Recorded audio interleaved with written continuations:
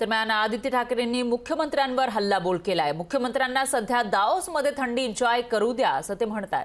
महाराष्ट्रामध्ये आल्यावर आम्ही वातावरण गरम करू असं सुद्धा आदित्य ठाकरे म्हणालेले आहे। त्यामुळे आदित्य ठाकरेंचा नेमका काय प्लॅन आहे असा सवाल या ठिकाणी उपस्थित होतोय। तर मुख्यमंत्री सध्या दाओस दौऱ्यावर आहेत आणि त्यावरूनच आदित्य ठाकरेंनी निशाणा साधलेला आहे।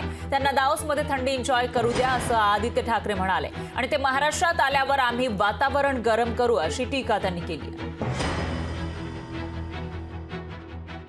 बरोबर डॅव्होसमध्ये दोन पत्रकारांना पण नेलेलं आहे, एक दोन अजून मित्र आणि दोन तीन दलाल नेलेले आहेत। असो हे सगळं आमच्याकडे फोटोज वगैरे सगळं आलेलं आहे आणि त्याच्यावर आम्ही खुलासा ते परत आल्यानंतर करू।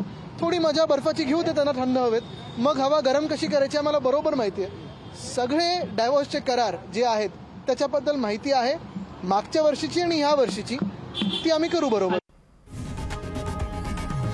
लोकशाही मराठी ऐका, पहा, जागरूक रहा।